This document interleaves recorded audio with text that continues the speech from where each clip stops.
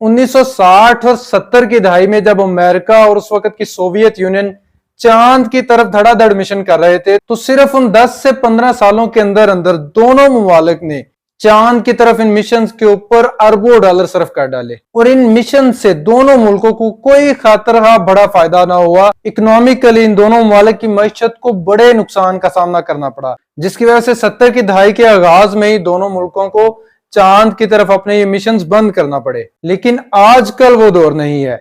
आजकल दुनिया भर में सिर्फ वो काम किया जाता है जिसका इकोनॉमिकली भी फायदा हो, जिसमें प्रॉफिट भी हो। और इस वीडियो में हम समझने वाले हैं कि इंडिया को चंद्रयान 3 को चांद की तरफ भेजने का और उसके कामयाबी से चांद की सतह पर लैंड कर जाने का इकोनॉमिकली क्या फायदा हुआ है, इंडिया की मईशत को आने वाले सालों में इससे क्या फायदा होगा।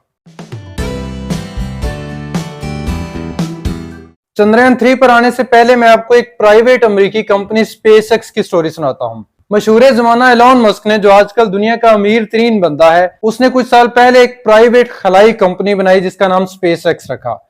इस स्पेसएक्स कंपनी का मकसद जो है वो सस्ते रॉकेट डेवलप करना था, ऐसे रॉकेट जिनको ऑपरेट करना जो है वो बहुत ज्यादा महंगा ना हो। और इसके लिए इस कंपनी ने मॉडल क्या अपनाया कि इसने रीयूजेबल रॉकेट बनाने की कोशिश की। ऐसे रॉकेट्स जिनको एक दफा यूज करने के बाद वो बिल्कुल खत्म ना हो, बल्कि वो कामयाबी से सेफली वापस लैंड कर जाएं और दोबारा से उनके अंदर फ्यूल भरकर उनको रीयूज किया जा सके। इस तरह एक दफा बनाए गए रॉकेट को बार बार इस्तेमाल करने से उसकी जो ऑपरेटिंग कॉस्ट है उसको कम किया जा सकता है। और बिला हर कुछ सालों की कोशिशों के बाद इस कंपनी स्पेसएक्स ने रीयूजेबल रॉकेट फाल्कन 9 डेवलप कर लिया है। और इस रॉकेट की वजह से ही ये कंपनी स्पेसएक्स आजकल दुनिया की सबसे बड़ी प्राइवेट स्पेस कंपनी है। और अमेरिका का कौमी खलाई अदारा नासा भी इस कंपनी के जरिए से अपने इंटरनेशनल स्पेस स्टेशन पर 6 महीनों के बाद जो क्रू चेंज करते हैं, जो एस्ट्रोनॉट्स उसमें चेंज किए जाते हैं, नए हलाबाज जमीन से इंटरनेशनल स्पेस स्टेशन में पहुंचते हैं और वहां पर मौजूद बंदे जो पहले 6 महीने से काम कर रहे थे वो वापस जमीन पर लाए जाते हैं। और इसके अलावा इस इंटरनेशनल स्पेस स्टेशन को वक्तन फक्तन जो है वो रीसप्लाई भी किया जाता है। उनके जरूरत की चीजें, खाने पीने वगैरह की उनको सप्लाई की जाती हैं। ये सारे काम नासा आजकल खुद नहीं कर रहा, बल्कि इसने स्पेसएक्स कंपनी के साथ कॉन्ट्रैक्ट किया हुआ है कि स्पेसएक्स नासा के साइंसदानों को, खलाबाजों को भी और इंटरनेशनल स्पेस स्टेशन के लिए जो रीसप्लाई है वो भी अपने फाल्कन 9 रॉकेट की मदद से और अपने ड्रैगन क्रू मॉड्यूल के जरिए कर रहा है। क्योंकि नासा का इस सारे काम को करने का जो खर्चा था उससे कम खर्चे पे स्पेसएक्स ये काम जो है वो नासा के लिए कर रहा है। इसके अलावा भी ये कंपनी स्पेसएक्स जो है वो दुनिया भर से मुख्तलिफ मुल्कों के लिए और मुख्तलिफ प्राइवेट कंपनियों के लिए सैटेलाइट्स वगैरह लॉन्च करते हैं। और एक ताजा तरीन रिपोर्ट के मुताबिक 2023 के सिर्फ पहले क्वार्टर के अंदर इस कंपनी स्पेसएक्स को $55 मिलियन का प्रॉफिट हुआ है। सिर्फ प्रॉफिट इसका $55 मिलियन है और ये प्रॉफिट आने वाले सालों में मजीद बढ़ता जाएगा। इस स्पेसएक्स कंपनी के अलावा भी अमेरिका में बहुत सी प्राइवेट स्पेस कंपनीज काम कर रही हैं, जिनमें वर्जिन गैलेक्टिक और अमेज़न के मालिक जेफ बेजोस की कंपनी ब्लू ओरिजिन भी शामिल है। इनके अलावा भी छोटे छोटे काम करने वाली, स्पेस इंडस्ट्री में इस्तेमाल होने वाली छोटी छोटी चीजें बनाने वाली तकरीबन 5000 कंपनीज जो है स्पेस कंपनीज, स्पेस से रिलेटेड चीजें बनाने वाली कंपनीज अमेरिका के अंदर रजिस्टर्ड है। और ये सारी की सारी कंपनीज जो है प्राइवेट है, बिजनेस के लिए काम कर रही हैं, कारोबार के लिए काम कर रही हैं। यानी ये स्पेस इंडस्ट्री इतनी ज्यादा डेवलप हो चुकी है कि इसके अंदर इस हद तक कारोबार शामिल हो चुका है। अब जरा इंडिया पे वापस आते हैं। बर्तानिया की एक इंटरनेट प्रोवाइड करने वाली कंपनी वन वेब इंटरनेट, जो सैटेलाइट्स के जरिए इंटरनेट प्रोवाइड करती है, वो रशिया के साथ एक कॉन्ट्रैक्ट के जरिए से हलाक के अंदर अपने सैटेलाइट्स लॉन्च कर रही थी।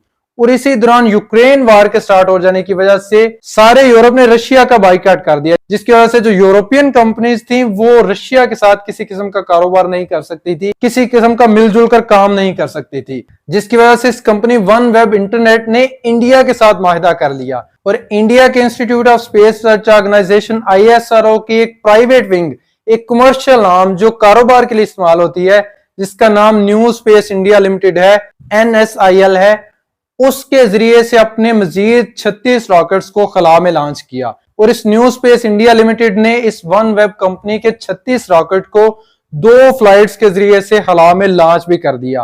और इस लॉन्च के इक्वल इस सैटेलाइट्स को खला में पहुंचाने के एवज वन वेब कंपनी ने इंडिया को, या इंडिया की इस कंपनी को, तकरीबन 1000 करोड़ रुपए, जो कि $120 मिलियन बनते हैं, वो अदा किए। इसके अलावा भी पिछले कुछ महीनों के अंदर इस न्यू स्पेस इंडिया लिमिटेड ने सिंगापुर के 7 सैटेलाइट्स को हवा में लॉन्च किया है। ब्राजील की गवर्नमेंट एजेंसी के कुछ सैटेलाइट्स को हवा में लॉन्च किया है। इंडिया की लोकसभा में पार्लियामेंट में पेश की गई एक रिपोर्ट के मुताबिक इस वक्त इंडिया की स्पेस एजेंसी ने टोटल 34 मुख्तलिफ ममालिक के 345 सैटेलाइट्स हवा में लॉन्च किए हैं और इन सैटेलाइट्स को लॉन्च करने के एवज $269 मिलियन अर्न किए हैं, कमाए हैं।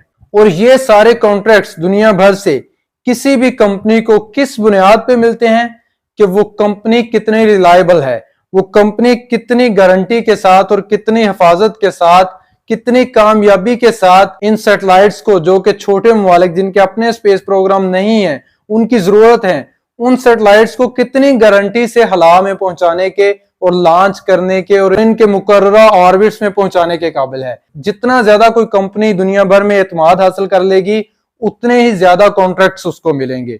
और चंद्रयान 3 के चांद पर कामयाबी से उतारने के बाद इंडियन स्पेस एजेंसी का जो ग्राफ है, जो कॉन्फिडेंस लेवल है, वो आसमानों तक पहुंच चुका है और इंडियन स्पेस रिसर्च ऑर्गेनाइजेशन दुनिया भर के लोगों का, ममालिक का एतमाद जीतने में कामयाब हो चुकी है। और सैटेलाइट्स लॉन्च करने के अलावा मजीद बड़े प्रोजेक्ट्स, जैसे कि चांद तक किसी मिशन को पहुंचाने जैसे प्रोजेक्ट्स भी इंडियन स्पेस रिसर्च ऑर्गेनाइजेशन को फ्यूचर में मिलने के चांसेस हैं। मिसाल के तौर पर यूएई की जो स्पेस एजेंसी है, उसने एक छोटा ल्यूनर रोवर तैयार किया 2022 में, और जापान की एक प्राइवेट कंपनी आई स्पेस के ल्यूनर लैंडर के जरिए से और अमेरिकी कंपनी स्पेस एक्स के फाल्कन 9 रॉकेट के जरिए से ही इस रोशद रोवर को चांद की सतह पर 2022 में उतारने की कोशिश की। लेकिन बदकिस्मती से आखिरी लम्हात में ही चांद के इंतहाई करीब पहुंचकर जापान की इस प्राइवेट कंपनी आई स्पेस का जो ल्यूनर लैंडर था, वो क्रैश कर गया, चांद की सतह के साथ टकरा गया और उसका राब्ता जमीन पर कंपनी के हेडक्वार्टर से टूट गया, जिसकी वजह से यूएई का जो रोशद रोवर है वो चांद की सतह पर लैंड करने में कामयाब नहीं हो सका।